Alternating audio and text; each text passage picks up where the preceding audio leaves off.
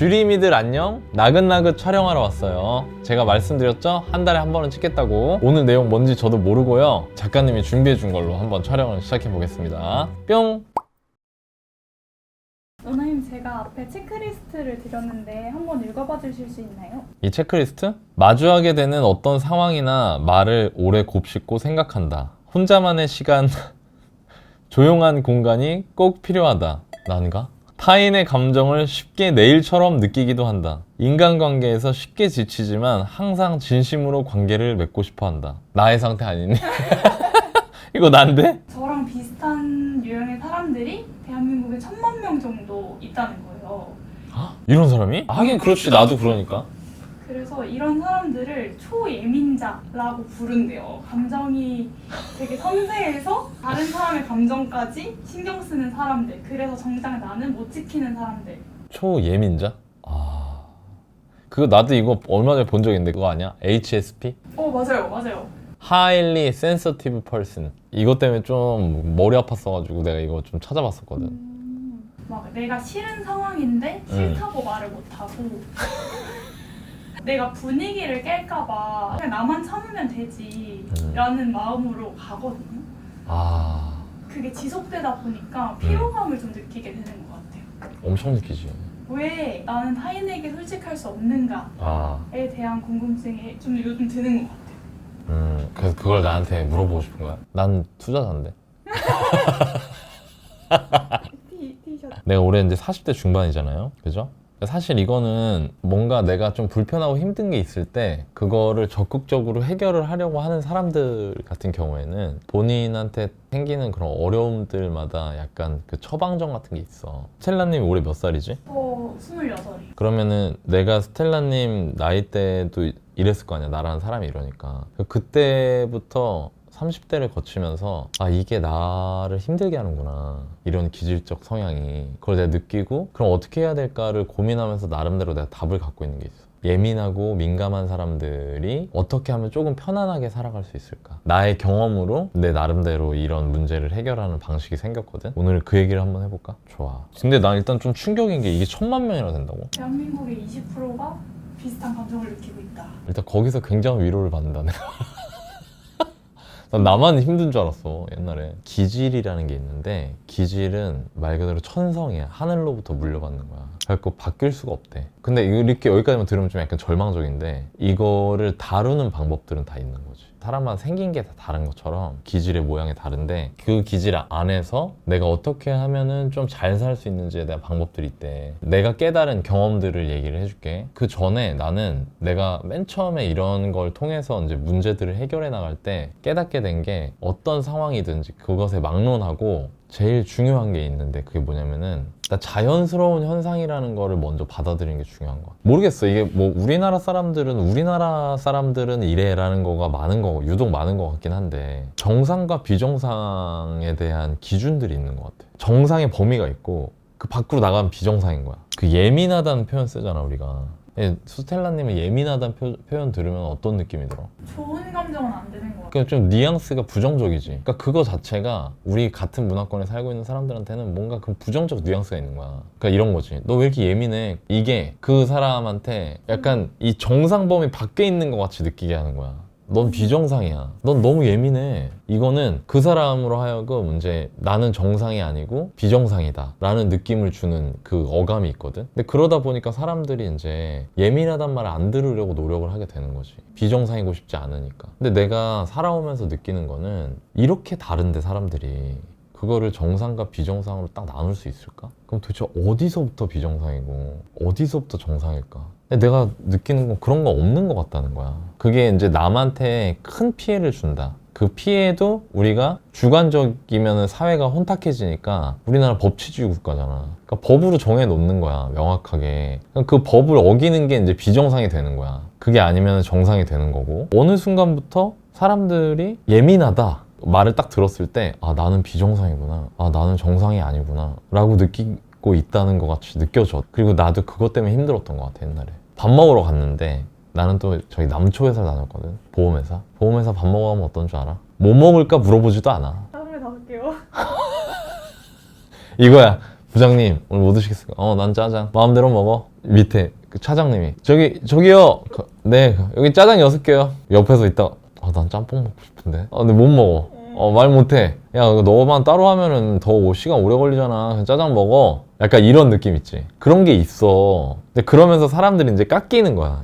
그런 어떤 기질들이. 그래서 흔히들 말하는 정상 범위 안에 이제 들어가는 거야. 솔직히 이거 내가 웃기려고 한 말인데 나는 이게 스텔라님처럼 이제 20대 젊은 후배님들 세대에는 그런 게 많이 줄어들었을 거라고 생각했거든? 근데 보니까 아닌 것 같더라고. 정상, 비정상이 나눠져 있고 그 정상 안에 들어오지 않으면 그냥 비정상으로 보이고 내가 비정상으로 보이고 싶지 않으니까 자꾸 정상인 척을 하려고 하고 내 마음을 속여가면서 솔직하지 못하게 그러다 보니까 스트레스를 받고 스트레스를 받다 보니까 자꾸 피하고 싶고 이런 악순환의 굴레에 들어가더라고.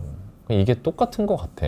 근데 이 문제를 해결하기 위해서 제일 중요한 거는 그러니까 이런 생각을 가지는 게 자연스러운 일이라는 거를 먼저 받아들여야 돼. 내가 다른 사람들과 생각이 다르고 내가 비정상으로 낙인 찍히고 싶지 않아서 그 대세에 묻어가려고 하는 게 아주 자연스러운 현상이다. 그게 내가 이상한 게 아니라 그게 안 되면은 어떻게 되냐면 이게 문제 해결이 안 되고 계속 나를 속여가면서 그 정상 범위로 들어가려고 막 애쓰다가 나중에 펑 터져버리는 거야. 1000만 명이 있다며. 그 사람들이 다 비정상은 아닐 거 아니야. 오답은 불법이 오답이야. 그러니까 쉽게 말하면 내가 이제 그걸 받아들인 상태가 되니까 마음이 어떻게 됐냐면 내가 이상한 게 아니구나. 자연스러운 거구나. 나 같은 사람이 꽤 많구나를 알게 되고 나서부터는 이제 내가 할 수 있는 거랑 없는 거를 이제 구분을 하기 시작했어. 자, 할 수 없는 거는 뭐냐면은 저 사람을 바꾸는 거야.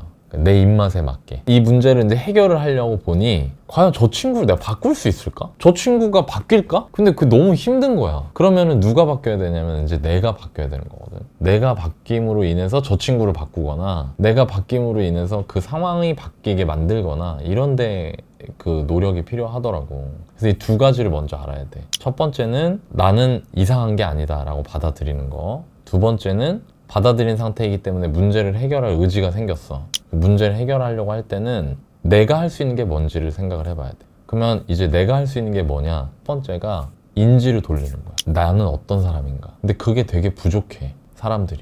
그러니까 자신이 어떤 사람인지를 잘 몰라. 어떻게 알 수 있어요? 자기가 어떤 사람인지를 안다는 건 이런 거랑 비슷한 거거든. 뭐 먹으면 안 되는 거 있어? 콩을 안 먹어요. 본인이 콩 안 먹는 거 알고 있지. 그러면 콩이 들어가지 않은 음식들 위주로 찾게 될 거 아니야. 이런 게 메타인지를 하는 거야. 이거 사실 너무 당연하잖아. 근데 사람이 자기 마음이나 관계에서는 그게 엄청 어려워. 자기가 어떤 때 힘들어지는지, 어떤 관계일 때 피하고 싶은지 이런 거를 알아야 그 상황이 될 것 같으면 그걸 피해갈 수가 있는데, 혹은 부딪히거나 뭔가 내 자기주도성을 갖고 결정을 할 수가 있는데, 그거 자체가 여기 출발이 안 되는 거야. 내가 어떤 사람인지 모르는 거야. 그러니까 이제 완전히 휘둘리는 거야, 상황에. 근데 우리 같은 이제 민감자들, 예민자들은 어떠냐면, 이게 되게 중요했는데, 혼자만의 시간, 조용한 공간이 꼭 필요하다. 혼자만의 시간이나 조용한 공간을 만들기 위해서 확보하기 위한 노력을 해나가야 되는 거지. 근데 그걸 잘 안 하는 거야.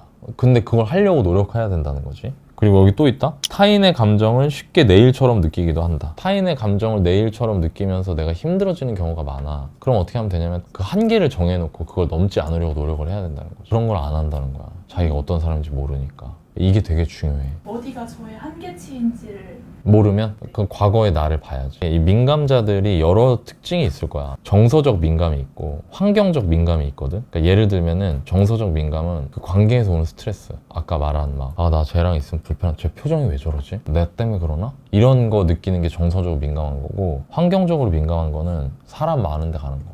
명동 같은 데를 안 가. 가면은 그냥 지쳐, 금방. 그러니까 이런 게 이제 민감자들의 특징이거든. 중요한 게 뭐냐면 왜 그럴까를 먼저 알아봐야 되는 거야. 단순히 내가 그냥 이런 사람이구나가 아니고 나는 왜 이럴까. 그러니까 이것도 이제 부정적인 뉘앙스가 아니야. 나는 왜 이럴까? 이게 아니라 나는 왜 예민할까? 나는 왜 민감할까? 그걸 알아야 된다는 거야. 그 이유를. 왜 그럴 것 같아? 이런 생각 해봤어? 안 해봤지? 두 가지가 있거든. 그런 경험이 있거나 본인이 그런 것처럼 다른 사람도 그럴 것 같다고 생각하는 거. 다른 누군가 그렇게 해서 본인이 상처를 받은 적이 있거나 본인이 분위기가 망가졌다고 느꼈던 적이 있는 거야. 누가 그런 행동을 해서 자리 잡고 있는 거야, 마음속에. 경험 기반인 거지, 경험 기반. 근데 그게 사실이냐 이거야. 그게 100% 정확한, 항상 작동하는 사실이냐. 사람에 따라 다르고요. 그렇지. 그러니까 여기서부터 문제가 풀리기 시작하는 거야.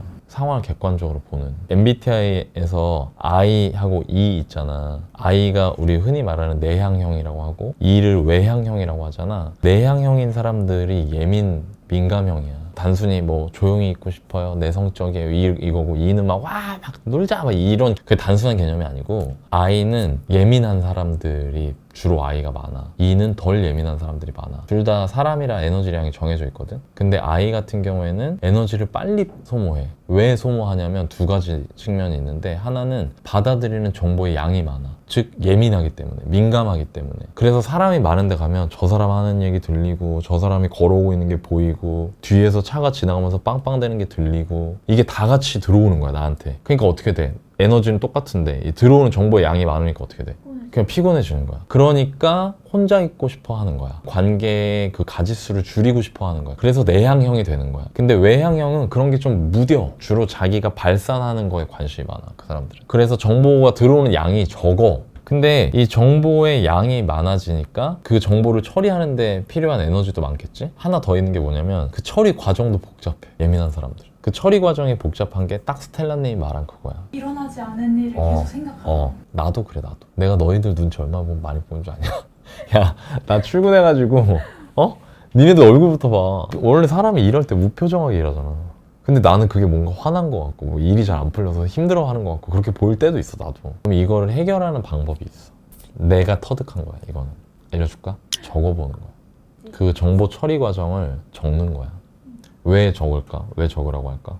그러니까 객관성이 담보가 돼. 정보의 양도 양인데, 일단 적을 때 두 가지 적는 거죠. 내가 본 거, 느낀 거, 그 다음에 그걸로 내가 이제 결론을 내는 거. 이 두 가지를 적을 때 어떤 느낌이 드냐면, 진짜 쓸데없는 게 많아. 적어야 되니까 늦잖아, 내 생각보다. 그러니까 적으면서 이게 말도 안 된다는 걸 자기가 알게 돼. 사실 대부분 여기서 끝나. 적어보니까 정보에서 벌써 내가 과하게 의미 부여하고 있는 것들이 너무 많다는 걸 내가 깨닫게 됐어. 그 다음에 그 정보가 만약에 의미가 있다라고 하더라도 이 처리 과정을 적어보면 진짜 나의 거의 망상 수준인 게 많아. 나의 그 과한 막 어떤 막 과거의 경험이나 트라우마나 이런 것들로 인해서 내가 과하게 해석하고 있는 게 너무 많다는 거야. 뭐 사람마다 좀 다를 수 있는데, 예의 있는 행동 이런 거에 대한 기준이 좀 높은 편이거든, 내가. 식사하셨어요랑 밥 먹었어요가 거슬려. 식사하셨어요? 이게 맞다고 생각해, 난. 근데 밥 먹었어요? 뭐지? 너무 예의 없는데 말투가? 그러니까 이렇게 느끼는 거야, 나는. 근데 그게 메타인지가 되는 거지, 이제. 어떻게 메타인지가 되냐면, 저 친구를 보니까 저 친구는 다 밥 먹었냐고 하고 다니는 거야. 물론 그게 진짜 예의가 없는 걸 수도 있어. 근데 그건 내가 바꿀 수가 없잖아.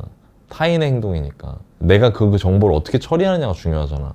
다 밥 먹었냐고 하네, 쟤는. 그러면은 내가 그 다음부터는 그런 거에 대해서 그렇게 마음을 쓰지 않을 수 있는 그 공간이 생기는 거야. 그래서 적어보는 게 되게 좋아. 내가 이 아이디어가 어디서 나왔냐면, 데일 카네기의 자기관리론이라는 책이 있는데, 그 책에서 그런 얘기 하거든. 걱정을 다루는 법. 그 책의 부제가 걱정을 다루는 법이야. 거기서 착안을 해서 적어본 거야. 내가 그 책을 30대 때 봤거든. 적어보니까 굉장히 문제 해결이 잘 되더라. 내가 얘기해주고 싶은 두 번째 개념이 나오는데, 사람이 스트레스를 받는 거는 자기 주도성이 결여될 때 스트레스를 받는 거야. 그 사람이랑 같이 있는 게 싫은 건지, 아니면 어쩔 수 없이 끌려가는 게 싫은 건지, 내가 그 상황을 통제하고 내가 자기주도적으로 그 상황을 결정할 수 없다는 거에서 힘든 경우가 더 많거든. 그러면은 그걸 좀 바꿔주면 되는 거지. 아까 내가 말한 것처럼 적으면서. 한번 적어볼까? 그럼 봐봐. 여기서 선택은 이제 결국에 두 개야. 간다, 안 간다. 둘 중에 하나지? 그럼 이때 뭘 해야 되냐면은, 난 어떻게 하냐면 장점과 단점을 써봐. 갈 때의 장점은 뭐야? 표면적으로 사이가 안 나빠진다. 관계 유지네. 관계 유지가 장점이야? 진짜? 그러니까 이렇게 적다 보면 나온다니까? 아니, 내가 안 좋아하는 친구인데 관계가 유지되는 게 장점이야? 본인한테 솔직하지 못하거나 생각을 깊게 안 한 거야. 이게 아니고 내가 나쁜 사람이 되지 않는 거야. 이것 때문에 억지로 가는 거잖아. 단점은 스트레스 받는다. 안 갈 때의 장점은 뭐예요? 편안하다. 단점은 내가 나쁜 사람이 된 것 같아요. 지금 되게 워딩이 이제 나오네. 나쁜 사람이 되는 게 아니지. 그럼 이 상태에서 중요한 게 있어. 나는 내가 쓰는 방식이야. 숫자를 써봐. 0부터 100까지 해서 점수를 매겨. 안 좋아하는 친구 지금 한 명 떠올려봐. 그 친구가 초대를 했어. 다른 친구들이 그래 하면서 이제 그럼 몇 월 며칠 몇 시에 본다. 스텔라는 뭐 당연히 오겠지, 상황이. 자, 그러면 내가 나쁜 사람이 안 되는 거에 장점, 이 점수는 몇 점 정도 될 것 같아? 이건 사람마다 다를 거야. 안 좋아하는 친구가 누군지에 따라서 다르고, 이 점수를 한번 매겨봐. 70점. 70점. 스트레스는 몇 점이야? 원치 않는 자리에 가서 내가 앉아서 돈 쓰고 시간 쓰고 체력 쓰고 할 때 그 스트레스는 몇 점 정도 될 것 같아? 상상을 한번 해봐. 90점? 자, 안 갈 때의 장점 편안하다. 다른 걸 하면서 느끼게 될 편안함의 점수는 몇 점 정도 돼? 100점이요. 나쁜 사람이 된 거 같은 걸로 인해서 느끼는 단점은 몇 점 정도 돼? 한 30점? 얘가 얘보다 커요. 얘가 얘보다 작아요. 안 간다. 이렇게 하면 돼. 여기까지가 이제 결정이야. 그럼 그 다음에 뭐가 남아? 자, 행동 옵션을 이제 써보는 거야. 어떻게 행동하면 좋을 것 같아? 첫 번째, 솔직하게 안 갈래 라고 말한다. 두 번째는 핑계를 만들어 안 간다. 자, 뭐가 나을 것 같아요? 이게 어려우면 또 어떻게 하면 돼? 써봐요. 어떻게, 뭘로 써봐? 장단점을 쓰는 거야. 그렇게 하면 돼. 그렇게 하면은 해결이 돼. 거의 대부분 결정이 나와. 근데 이게 지금 시간이 좀 걸리지. 근데 이렇게 하니까 어떻게 되냐면 내가 아까 말한 자기 주도성이 생겨. 사실 여기서 간다고 하더라도 내가 따져서 가는 거기 때문에 자기 주도성이 생기는 거야. 내가 알면서도 가는 거야. 그렇기 때문에 훨씬 더 스트레스가 덜해. 이거의 핵심은 자기 주도성이라는 거야. 지금 내가 그걸 하고 있는 거야. 이걸 쓰다 보면 자기 주도성 있는 결정을 할 수가 있어. 솔직히 안 갈래라고 말할 때 장점은 뭐죠? 편안하다. 편안. 단점은 용기가 필요해. 이거의 장점은 뭐예요? 안 귀찮아요. 좋아 좋아. 절 내버려 뒀으면 좋겠어요. 결정 별로 어렵지 않아요. 솔직히 나는 무조건 이렇게 하거든. 용기 내는 게 덜 불편해. 처음엔 이렇게 했지. 이게 더 안 좋은 것 같은 거야. 나는 내가 왜 이렇게 얘기하냐면 현실에서는 이렇게 말할 수 있지. 근데 이게 쉽냐? 솔직히 안 하던 사람이? 나는 알아. 이게 어렵다는 걸. 결정을 했으면 이렇게라도 일단 시도를 하고, 그러니까 억지로 가는 자기주도성이 결여된 행동을 하는 상황에서 벗어나서 나를 좀 지키고 그 다음에 이 상태로 발전을 하는 게 좋다는 거야. 내가 여기서 느낀 게 뭔 줄 알아? 4천만 명은 민감자가 아니라는 거야. 1,000만 명만 나갔다는 거야. 20%만 민감자구나. 80%는 아니구나. 뭐가 또 장점이 되냐면은 내가 민감자니까 나의 시선으로 보잖아. 다른 사람을 볼 때도 너그러워져. 그거 나이 먹을수록 너그러워진다는 말 들어봤냐? 괜히 그런 게 아니라니까. 그러니까 사람들이 가지는 어떤 기질적 다양성을 인정하게 돼. 나이가 어릴수록 그 관계에서 받는 스트레스가 커. 경험 때문에. 아까 용기가 필요하다고 했잖아. 이 용기도 더 잘 나는 거야. 그걸 경험하게 되니까. 지금 스텔라님이 28? 28이니까 그 관계가 그렇게 소중하고 하나하나가 다 막 나한테 엄청 커다랗게 느껴지는 거야. 이제 오해하면 안 돼. 그거 다 필요 없다. 이 의미가 아니고 앞으로 10년 뒤 스텔라님은 지금 형성되어 있는 스텔라님 주변의 관계들보다 훨씬 더 관계의 가지수는 작지만 심도가 깊은 관계를 맺어나가게 될 거야. 그러니까 너무 스트레스 받지 않아도 된다, 거기에. 나는 이제 관계가 많이 줄었어. 되게 많이. 그래도 인생 살아보니까 나쁘지 않더라. 그리고 마지막에 궁극적으로 제일 끝에 남는 게 뭔 줄 알아? 관계가 다 줄어들면은 관계가 몇 개 남을 것 같아, 마지막으로. 하나. 그 하나가 누구와의 관계일 것 같아? 나 자신과의 관계인 거야. 그래서 나 자신과 관계를 맺는데 시간을 많이 써야 돼. 근데 그때 사람들이 이제 그런 거에 대한 두려움이 있거든. 외로움을 느낄 거에 대한 두려움이 있다? 근데 난 이 얘기를 해주고 싶은 거야. 자기 자신과의 관계가 좋지 않은 사람이 다른 사람들과의 관계가 많다고 해서 행복할 수 있을까? 그러니까 난 오히려 본질적 얘기를 하고 싶은 거지. 나 자신과의 관계를 잘 형성해라. 그러니까 나 자신과 좋은 관계를 맺는 방법은 육체를 건강하게 하고 영혼을 건강하게 하는 거야. 육체를 건강하게 하려면 뭐 해야 돼? 운동하고 건강한 음식 먹고 그렇지. 영혼을 건강하게 하려면 좋은 거 보고 스트레스 안 받고. 그치. 첫 번째는 내 경험상 맞아. 스트레스 안 받고 때문에 더 스트레스 받을 것 같거든? 그게 아니라 스트레스를 다룰 줄 알고 상황을 다룰 줄 아는 게 훨씬 더 영혼에 도움이 되겠지. 왜냐면 내가 어쩔 수 없는 환경이나 상황들이 너무 많을 테니까. 스트레스를 안 받으면 좋지. 근데 스트레스가 있는 상황에 놓여져 있는데 어떻게 그걸 안 받아. 그거보다는 스트레스를 다룰 줄 아는 게 훨씬 더 실효적인 거지. 벗어날 수 없잖아. 나도 스트레스 많이 받거든. 내가 깨달은 거는 스트레스를 피할 수 없다는 걸 깨달은 거야. 그럼 이제 현실적으로 내가 할 수 있는 걸로 와야지. 스트레스를 다룰 줄 알아야지. 스트레스 다루는 방법 뭘 것 같아요? 하는 걸 하면서 시간을 보내요. 오케이, 좋아. 그거는 스트레스가 없을 때의 얘기인 거고 막상 스트레스가 왔을 때 어떻게 하냐는 거야. 방법이 있어. 그래. 이게 굉장히 도움이 되는 거야. 우리 아까 여기다 써놓은 것도 이것도 결국에 여기서 오는 스트레스잖아. 쓴다는 거는 뭐냐면 자기주도성 있는 행동을 할 수 있게 하는 토대가 돼. 그리고 논리적인 사고, 객관적 사고를 하는데 도움이 돼. 머릿속으로만 돌리면 계속 비이성적, 감정적 사고를 하게 되거든. 써보는 순간 굉장히 내가 좀 냉정해지고 냉철해지는 경우들이 많아. 그래서 나는 무슨 문제가 있거나 어려움이 있을 때 사람들이 한번 써보면 어떨까? 그걸 메시지를 주고 싶어. 자, 오늘은 저와 같은 예민한 사람, 민감한 사람들을 위해서 그동안 살면서 느꼈던 그 예민한 나를 다루는 방법 말씀드려봤습니다. 이게 제가 무슨 뭐 심리학자도 아니고 정신과 의사 이런 것도 아닌데 이런 거 말해도 되나 이게 좀 쑥스럽긴 하네요. 그래도 저는 그 말씀드린 것들을 토대로 제 문제들을 해결해 왔기 때문에 저랑 비슷한 예민이들, 민감이들한테 도움이 됐기를 바랍니다. 착한 사람이 아니고 존중받는 사람이 되고 싶다면 여러분들이 거절해도 괜찮습니다. 다만 거절할 때 내가 조금 편한 방식으로 거절을 하면서 조금씩 용기를 찾고 나중에 이제 정말 여러분들이 생각하는 그 멋진 거절자 그 방식으로 가도 되니까 일단은 거절하는 용기를 내보셨으면 좋겠고 거기에 오늘 콘텐츠가 도움이 됐으면 좋겠습니다. 많은 분들이 이런 비슷한 경험이 있으실 텐데 저뿐만 아니라 각자 문제를 해결해 본 경험이 있다. 나도 예민이고 민감인데 나는 이렇게 해서 잘 살고 있다. 이런 경험들을 댓글로 나눠주시면 다른 예민이들, 민감이들한테 도움이 될 것 같아요. 오늘 콘텐츠는 여기서 마치도록 하겠습니다. 다음에 또 다시 만나요. 안녕. 뿅.